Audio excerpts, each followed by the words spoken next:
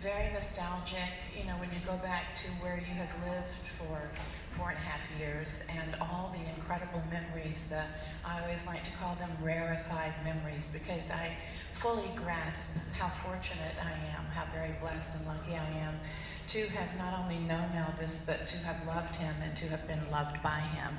So it was kind of nostalgic for me to go back there. And I think that for those of you who have been through Graceland, and I'm assuming most of you have, you know, you still feel his energy there. His energy is still very much there, and his essence, because that was truly home for him. He absolutely loved Graceland, and they've done such an incredible job of preserving it and maintaining it, and so it was just wonderful. It was like, you know, 2 weeks had passed, really. When I walk in, I feel like I almost expect him to come down the stairs and, you know, say hello.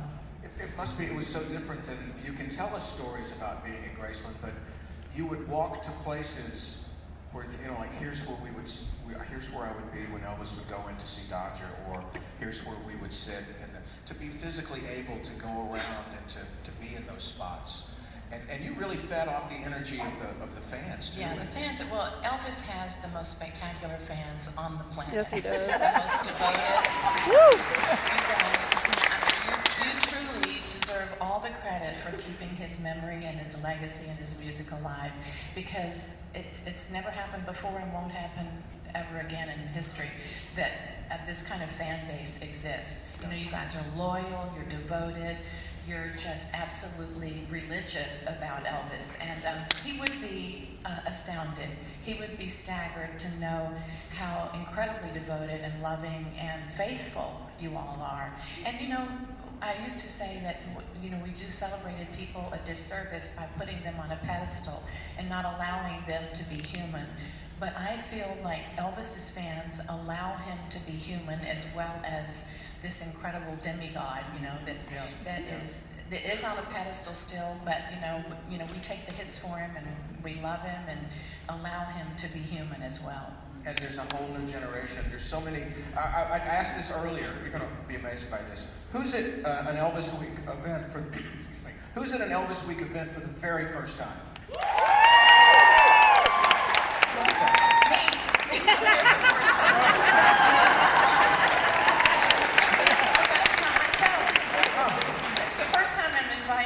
By Graceland and UPE to be here and participate in a lot of the events, and I'm so happy that I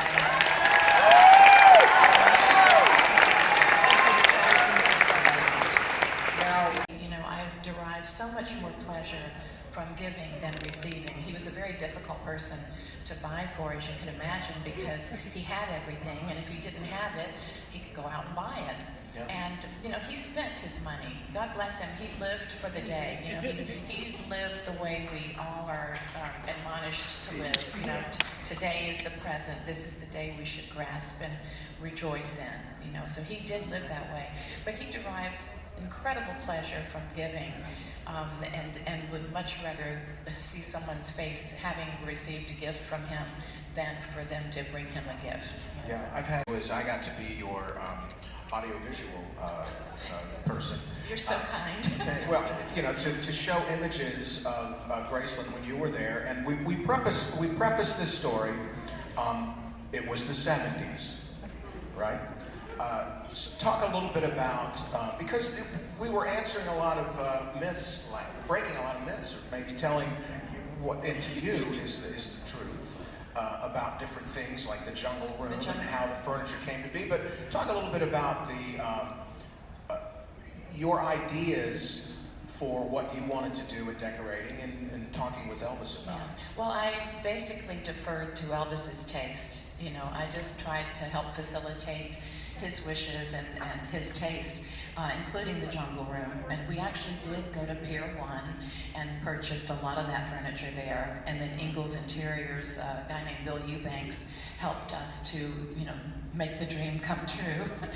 by getting little trinkets and different things, and also to help with the fabrics in the pool room. I had seen an ad in a magazine, and it looked like a Moroccan room with the tinted ceiling and the fabric on the walls gathered, and I just thought it was so dramatic and very Elvis-esque. So that was the inspiration for the pool room, and those are 2 basement rooms, and the TV room, such a low ceiling. I said, let's mirror the ceiling, it'll heighten and make it look brighter and lighter, and the lightning bolt. So all those were, my suggestions, and Bill Eubanks helped to implement those. But the living room, Elvis wanted our bedroom red, black, and gold. That's the colors that Elvis loved, red, black, and gold, and the bedroom is still those colors. Very dramatic, very rock and roll, very Elvis. So he said, let's do the living room in red. I want red shag carpet. I want, velvet sofas. And so it was absolutely deferring to his taste, which, was questionable maybe, I don't know. but it made him happy. And we jokingly said, it looked a little bit like a bordello.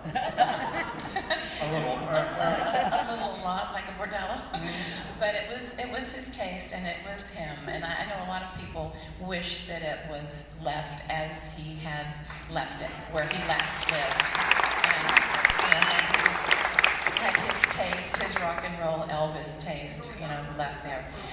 But the jungle room, we didn't call it the jungle room, it was the den. And Elvis loved Hawaii, had a terrific affinity for Hawaii. So that's, I think, how we were drawn to that furniture. But he was so cute. He said he was very little boyish. He was so much like a little child in so many ways, in the most beautiful ways. But he said, honey, I wanna feel like there's moss growing on the floor, moss growing up the walls, moss on the ceiling. So we're gonna carpet all that and green shag carpeting. I said, really, sweetheart? You want moss growing up the walls on the ceiling? Yeah, that's what I want, sweetheart. I said, okay, you want it, you got it. It was his house. He had every right to decorate it in whatever fashion he wanted. But now it's become the most iconic room in the house. Everybody talks about the jungle room. Even Mark Cohen wrote that song, Walking in Memphis. Have remained there, as well as the climbing roses at the front door, which I designed, and the P above the front door. So I love stained glass. I have stained glass at my house in Malibu. So when we were living together, I said, honey, this would be beautiful going from the living room into the music room if we could put stained glass peacocks. And he loved the idea because Elvis was a peacock. Even with the little capes that he would wear and come out on stage and spread the cape, it was like a beautiful peacock spreading its feathers, And he had a lot of pride and dignity, when he walked, and he just had his own presence and charisma. So I said, you're a peacock, let's put peacocks there, and they are so beautiful. And so I was really happy to see that they're still there and still looking beautiful, and also the stained glass in the front door. Gorgeous, gorgeous. And I'm glad you guys get to enjoy it too. That's fantastic. And you can wear them now from Lansky's. You can wear the peacocks. I That's gotta go pretty cool. shopping. Yeah. One of the relationships in Elvis's life that you observed, and we've heard about it, but I loved hearing your memories of at night, or when Elvis was waking up to go out for the evening, his always taking time to visit with Dodger. Yeah, it says a lot about his character and the depth of humanity that he embodied. His grandmother lived with him. We called her Dodger. Sometimes he called her Grandma, but 95% of the time he called her Dodger. So we would be going to sleep at 8 o'clock in the morning. Dodger always got up at 8 o'clock in the morning and got dressed and put her little makeup on, pulled her hair back in a little bun, put her house dress on, and would walk to the kitchen and sit at the kitchen counter for breakfast. And we would come in and say, good night, Dodger. And she'd say, good morning, son. So she was good morning to us, but good night to her, because we were going to bed, so our hours were totally turned around. But he was so loving toward her. He was just an inordinately affectionate human being anyway, and he needed a lot of affection, and he needed to give a lot of affection. So we would go into Dodger's room, and we would sit on the side of her bed there. I know you've all seen the little bedroom.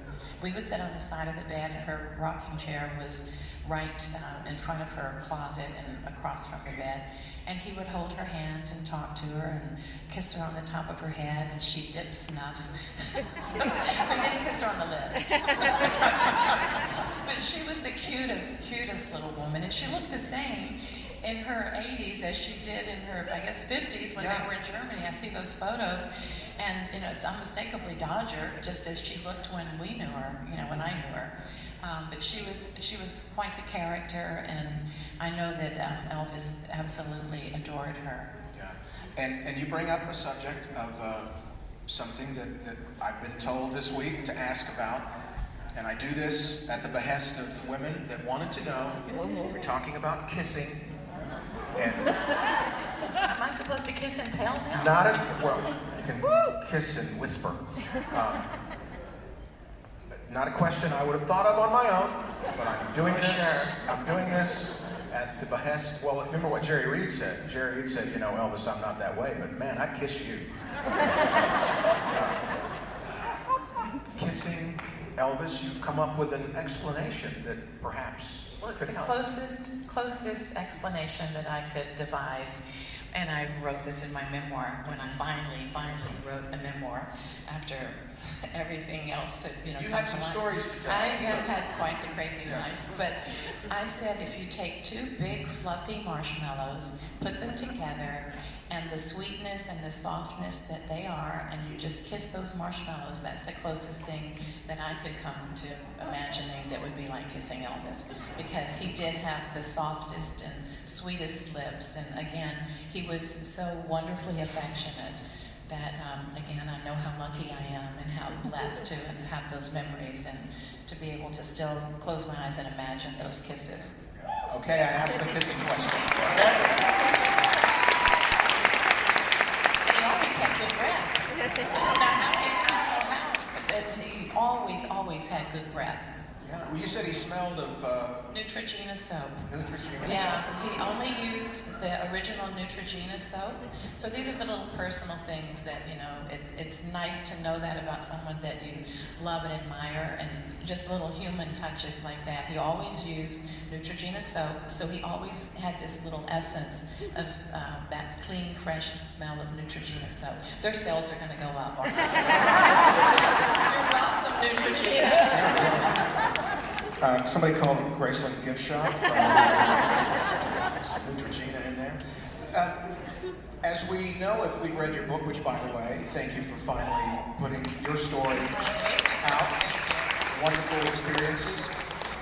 You, obviously, an award-winning songwriter, lyricist now, known for that now, but you were writing lyrics and didn't realize, really. You thought you were writing poetry for Elvis, but he recognized. Yeah, I used to write him love sonnets and poetry, and he would often say to me, honey, this is beautiful, I love this one, can I have someone put this to music? Because, as you know, Elvis didn't write music, he just, made it come to life. He stylized every song that he ever did and made it his own, so he didn't even need to write. But he would say, let me have someone put this to music and I'll record it. And in my naivete, and just trying to keep something personal, between us that wasn't shared with the world, I would say, no, honey, this is just private between you and me. Had I known about music publishing and royalties, I'd have been a little bit more mercenary in that, and let him do it. And even beyond that, there's a Christmas song that I wrote called Grown Up Christmas List. And that was Elvis's favorite holiday is Christmas. You guys know that song, Grown Up Christmas List? So it's been recorded by Barbra Streisand, Natalie Cole, Kelly Clarkson, Amy Grant, Michael Bublé.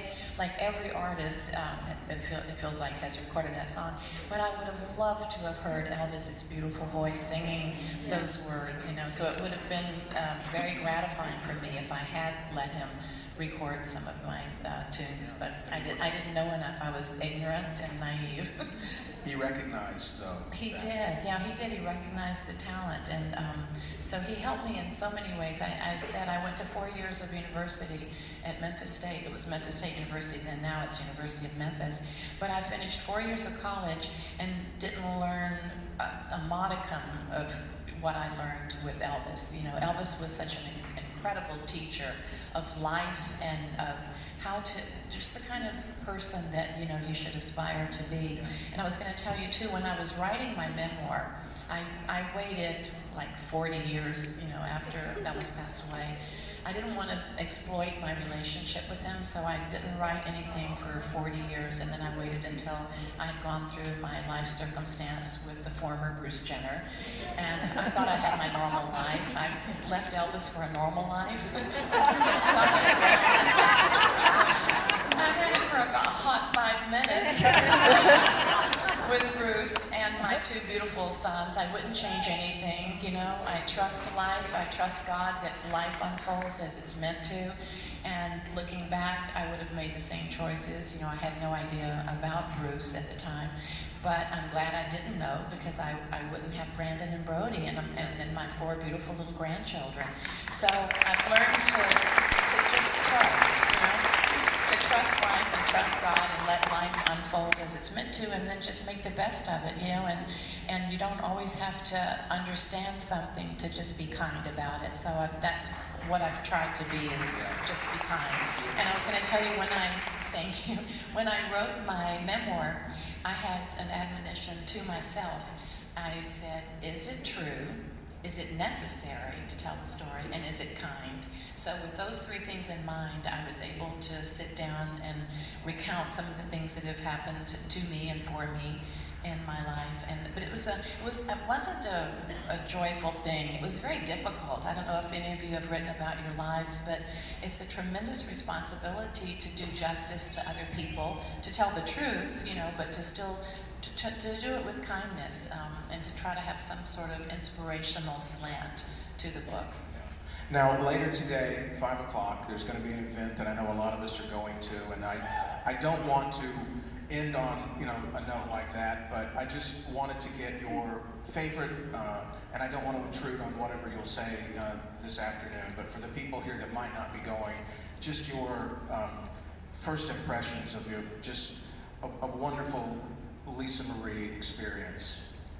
Yeah, you know, I had nothing but wonderful experiences with Lisa Marie. From the time I first met her until the last time I saw her, I've had nothing but wonderful encounters with her and heartwarming exchanges. She was a phenomenal human being. She was, incredibly loved by her daddy. Elvis adored her. And we would go in at night and tuck her in and call her Goober Nickel. We had all these little pet names for her. And, you know, I've heard her do interviews where she said, oh, I was a terror. You know, I was a little brat. She really wasn't. My experience with her was always that she was affectionate and sweet and listened. You know, she was just, I thought she was a perfect little child. I just adored her. And the first time I ever met her, I was at Truesdale, and I had just started living with Elvis, and he said, I want you to meet Lisa, and wanted her to meet me. So he said, Lisa, this is my new girlfriend. This is Linda. And hi, Linda. And she was very shy. And then after a few minutes, she had very long brown hair. I like to say it's when I dyed it brown. Before I went back to my natural blonde. But truly, it was long and brown. And so she came up and said, Linda, can I brush your hair? And I said, of course, sweetheart. And I was like, oh my God, she wants to brush my hair.